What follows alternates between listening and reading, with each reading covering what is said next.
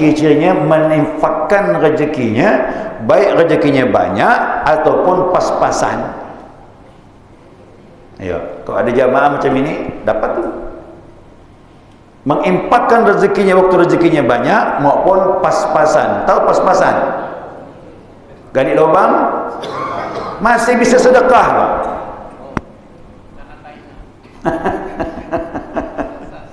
Masih bisa sedekah padahal kebutuhannya pas sudah. Jadi takwa itu mulia. Kenapa? Sifat kemuliaan ada pada dirinya. Apalagi wal qazimina ghaiz. Orangnya tak emosi lagi. Diumpat ke dihina, tenang saja. Dia jawab dengan kebaikan. Mampu dah. Kau dapat takwa lah tu. Ini Pak, ilmu ini nih akan bisa mencapai takwa kalau betul kita laksanakan. Makanya target nih kata Imam Ghazali, jangan sampai kau meninggal bertemu sama Allah, kau dapat titel nih, kau dapat titel takwa.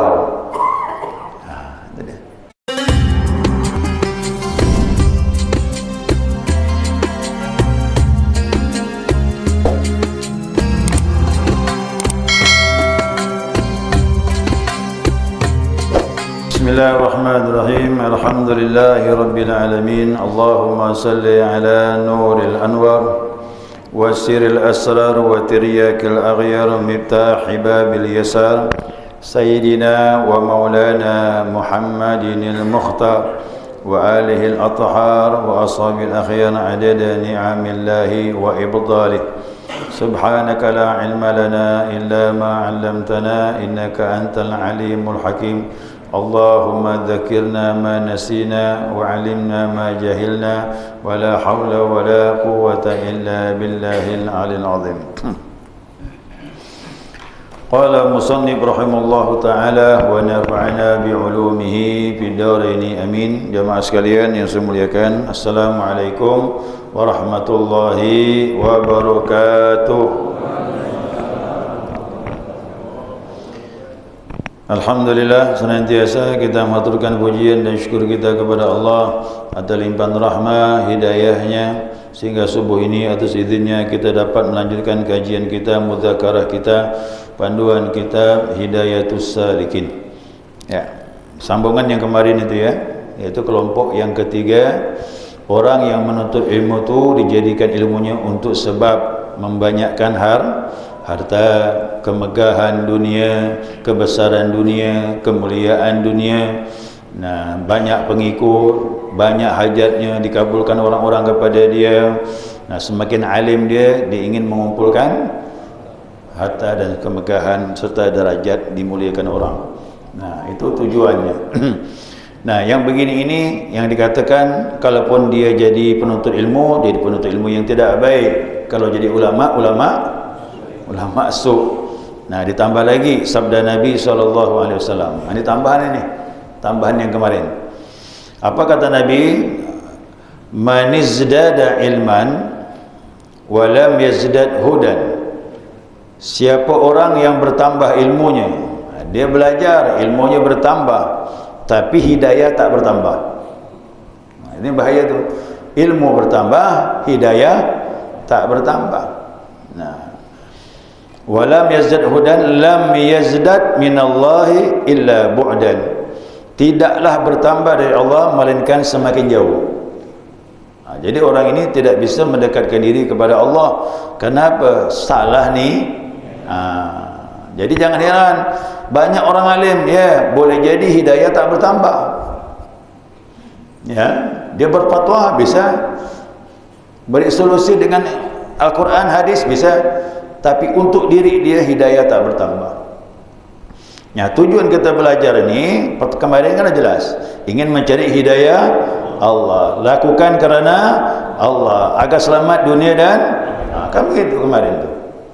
Nah, kita harapkan hidayah senantiasa membimbing kita ini, hidayah dalam ibadah, bertambahnya iman dan sebagainya. Nah, ketahuilah olehmu wahai talib. Talib ini penuntut ilmu ya. Talibin itu penuntut ilmu. Ketahuilah olehmu wahai penuntut ilmu bahawa hidayah dan taqwa itu satu jua maknanya. Jadi hakikatnya hidayah dengan takwa satu, jangan dipisahkan. Nah, maka orang yang bertakwa itu orang yang dapat hidayah. Orang dapat hidayah menuju jalan takwa. Begitu dia. Jangan dipisahkan, tak boleh ini. Karena orang bertakwa itu senantiasa dapat bimbingan hidayah Allah Subhanahu wa taala.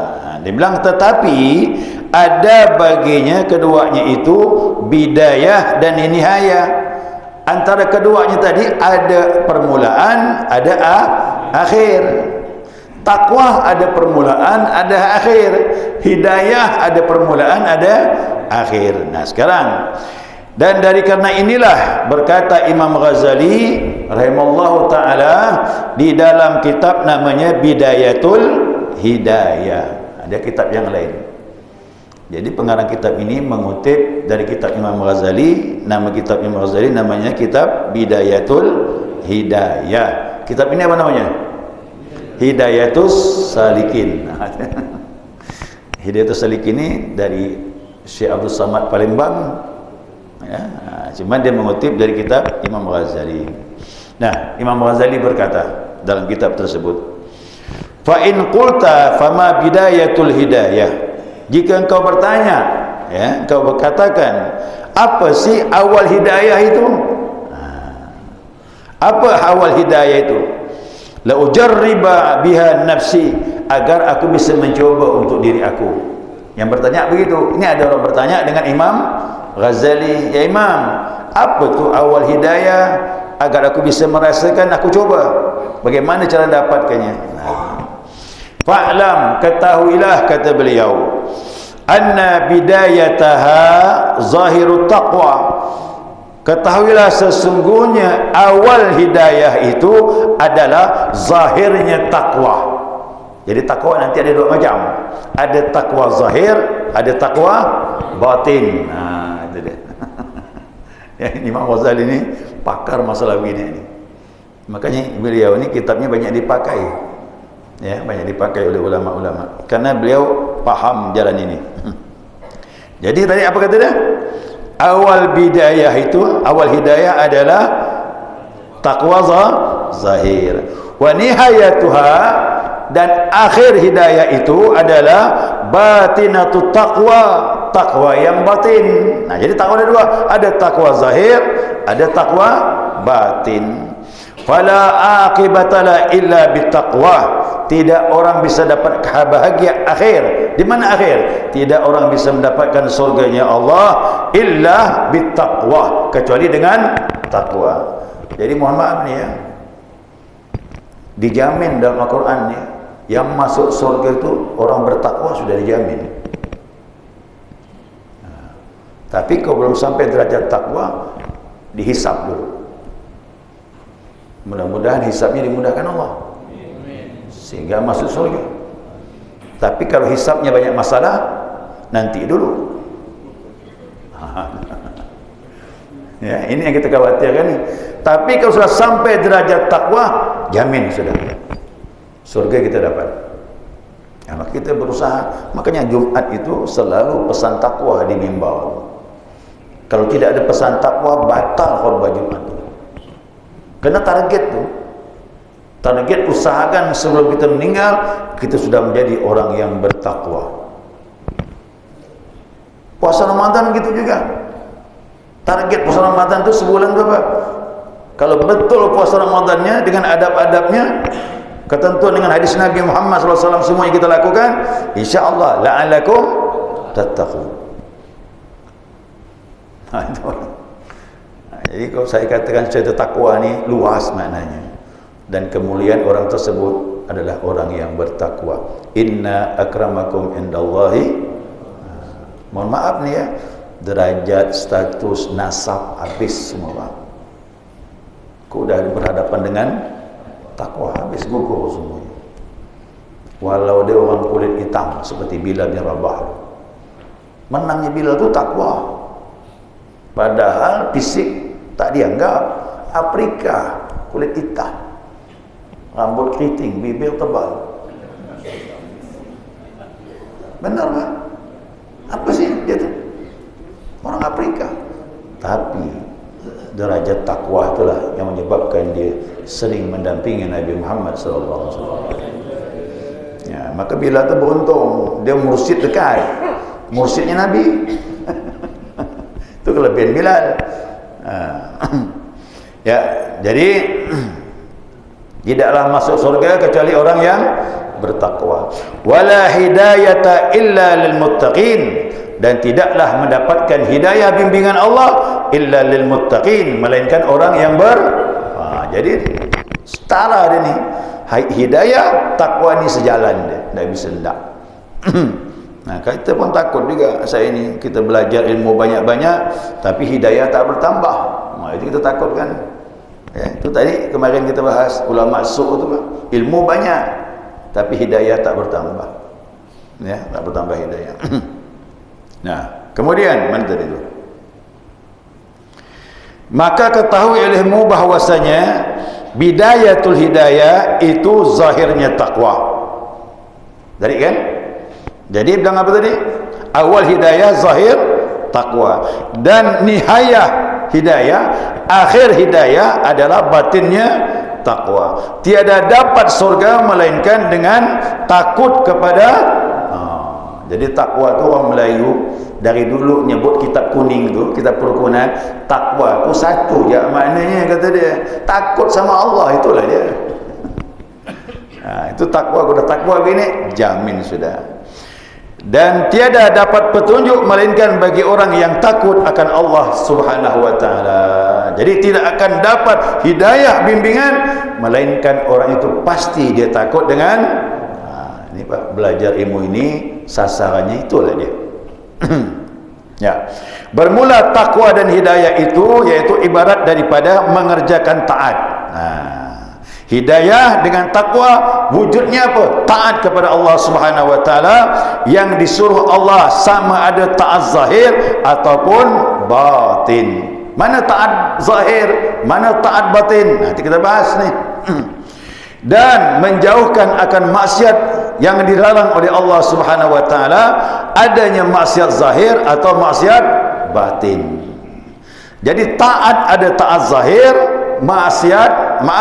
taat juga ada taat batin. Maksiat juga gitu, ada maksiat zahir, ada maksiat batin, seperti yang lagi hamba sebutkan di dalam kitab ini insya-Allah. Nanti ada penjelasan mana tu taat zahir, seperti apa? Salat tu taat zahir, puasa Ramadan, zikir, sedekah dan sebagainya, itu taat zahir. Taat batin mana?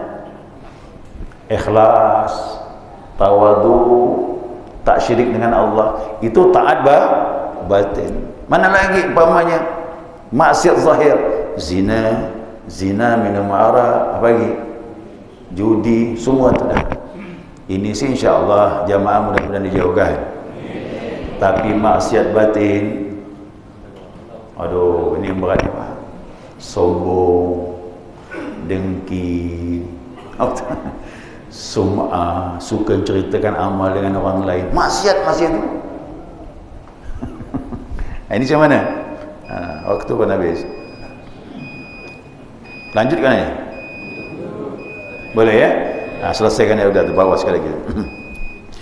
Ketahui olehmu hai talib bahwasanya yang dikehendaki dengan taat yang zahir itu ialah seperti apa? Sembahyang, ya. Apa lagi? Puasa. Apa lagi? Naik haji. Dia bilang naik haji, pergi haji lah. Orang dulu bilang gitu, pergi naik haji. Orang Melayu bilang gitu kan. Haji tu apa? Naik. Bila turunnya? Itu orang menyebut haji tu naik haji. Memberi zakat, mengeluarkan zakat, dan barang siapa dan barang sebagainya. Itu tadi namanya taat zahir. Dan yang dikehendaki dengan taat batin yaitu segala sifat kepujian. Seperti apa? Ikhlas. Ini yang mau kita cari ni Bang. Dalam tasawuf inilah dia. Taat zahir semua mampu, tapi taat batin belum tentu. Belum tentu kita ibadat tu ikhlas. Cari ini ikhlas. Taat batin apa lagi? Merendahkan diri. Artinya apa tu? Tawadhu, tak sombong dengan orang. Kemudian nasihat, ketemu orang tu ngomong yang baik, ya, hal-hal yang baik dia omongkan. Apalagi zuhud, tidak gandrung, tak terlalu cinta dunia, bersahaja hidupnya, sedekahnya mudah. Itu dah.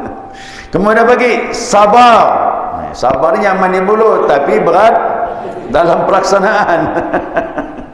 Itu namanya taat batin ni. Apalagi hilim. Hilim lebih hebat dari sabar lagi.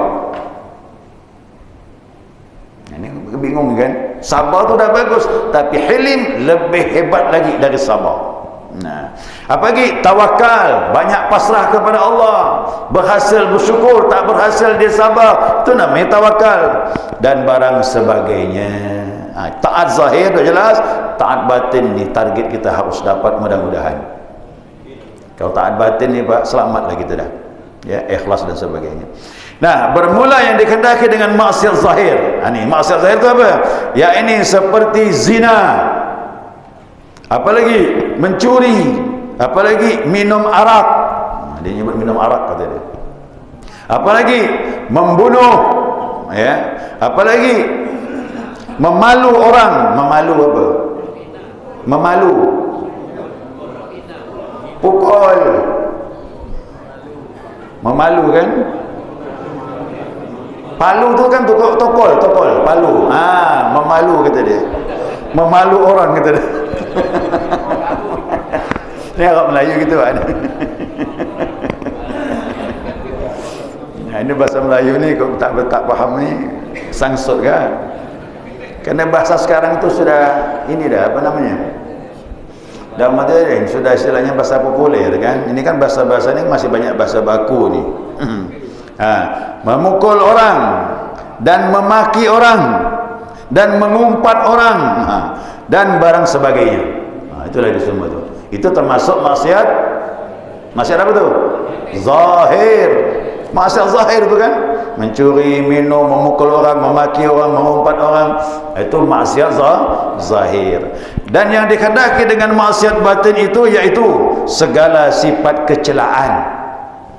Sifat yang tercela, seperti riak, ibadah senang dilihat orang, ibadah senang diketahui orang. Ini mau dibuang ni, harus hilang ni, tak boleh tidak. Jangan sampai kita menghadap Allah penyakit ini dibawa. Na'udzubillah. Apalagi ujub, heran dengan diri, aku ni bisa ibadah banyak lagi, kenapa orang tak bisa?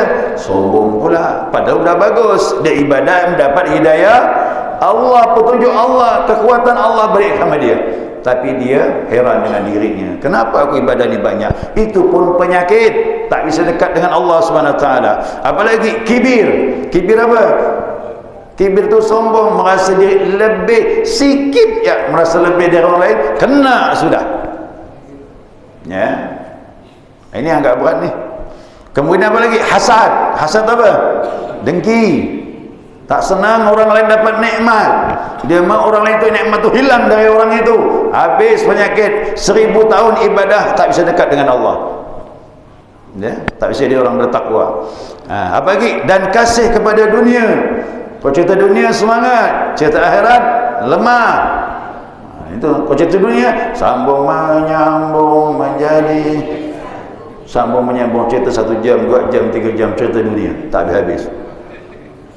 Cerita akhirat lemah, cerita Allah tak mau, cerita Nabi lemah. Ini hati-hati ni Pak. Itu ciri-cirinya ya. Kemudian barang sebagainya dan juga yang lain sebagainya, itu namanya penyakit maksiat batin. Nah, seperti yang lagi hamba akan sebut di dalam kitab ini insya-Allah. Nanti kita bahas tu Pak, lebih rinci nanti kitab ini menyebutkan penyakit-penyakit batin. Jadi saya mohon maaf, saya tidak gandrung lagi masalah zahir, dah tahu dah kita, tapi yang batin ini, taat batin kita kejar, maksiat batin kita jauhi. Mudah-mudahan kita jadi orang yang bertakwa kepada Allah Subhanahu wa taala. Ya, tapi bab berikutnya masalah akidah ya. Masalah akidah Ahlus Sunnah wal Jamaah. Itu ada hubungan dengan sifat 20 kita kaji. Dipertegas lagi nih. Jangan sampai keluar dari akidah ini. Ini tahap awal untuk membersihkan hati. Wallahu alam. Ya, selesai sudah. Ada pertanyaan? Kalau enggak tutup. Ya. Tadi takwa dan satu ini ridha Allah. Jadi mungkin dengan apa saja mungkin akan lebih gampang lagi apa yang kita dapat pada sebuah ini. Assalamualaikum. Takwa ini sebutannya orang yang telah berhasil menghilangkan semua penyakit termasuk maksiat batin. Nah, kalau maksiat zahir tidak usah hitung lagi lah, insya-Allah itu dapat diketahui. Tapi orang bertakwa ini dia sudah membersihkan maksiat batin. Kalau maksiat batin itu sudah selesai, sudah pupus, sudah hilang, maka timbullah sifat yang terpuji tadi, ikhlasnya. Macam mana? Termasuklah redanya. Reda itu dua macam. Tapi satu, tatkala kita reda kepada Allah, sebenarnya Allah juga reda kepada. Nah, ini memaham nih, paham nih. Reda kita dengan ketentuan Allah, reda. Berarti saat itu juga Allah reda dengan kita. Orang bertakwa ada dalam sifat dia sifat ini. Makanya takwa itu menyeluruh. Kalau saya bilang gini, takwa itu sukses. Paham sukses? Semua ujian-ujian telah dilalui, selesai dan sukses, dia menjadi orang yang bertakwa. Siapa bertakwa? Di dalamnya lengkap, ada ikhlasnya, mentauhidkan Allah, redha kepada Allah, qanaah, merasa cukup pembagian Allah, orang yang bersyukur. Oh, masuk semua dah. Kena diuraikan panjang. Ya, sifat-sifat orang bertakwa. Bagi contoh takwa ya. Kita ambil ini sikit ya dalam Al-Quran ya, tidak banyak. Ya. Uiddat lil muttaqin. Uiddat lil muttaqin. Wasari'u ila maghfiratin min rabbikum wa jannatin arduha as-samawati wal ardh uiddat lil muttaqin.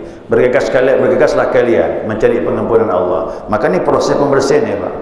Kita ibadah dengan tarikatnya proses pembersihan. Nah, kemudian bergegaslah kalian mencari pengampunan Allah dan surga seluas dengan langit dan bumi. Untuk siapa? Muiddat lil. Maka saya katakan tadi, orang bertakwa sudah pasti sudah dapat surganya Allah. Nah, cuma kita tanya, apa sih ciri-ciri orang bertakwa itu? Ini tidak semuanya ya, sikit ya nih, tapi ada ayat lain banyak sekali. Waktu ini Allah bercerita orang bertakwa alladzina yunfiquna fis sarai wad dharra. Orang ini ciri-cirinya menginfakkan rezekinya, baik rezekinya banyak ataupun pas-pasan.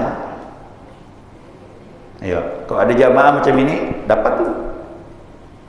Menginfakkan rezekinya waktu rezekinya banyak maupun pas-pasan. Tahu pas-pasan? Gali lubang masih bisa sedekah, Pak.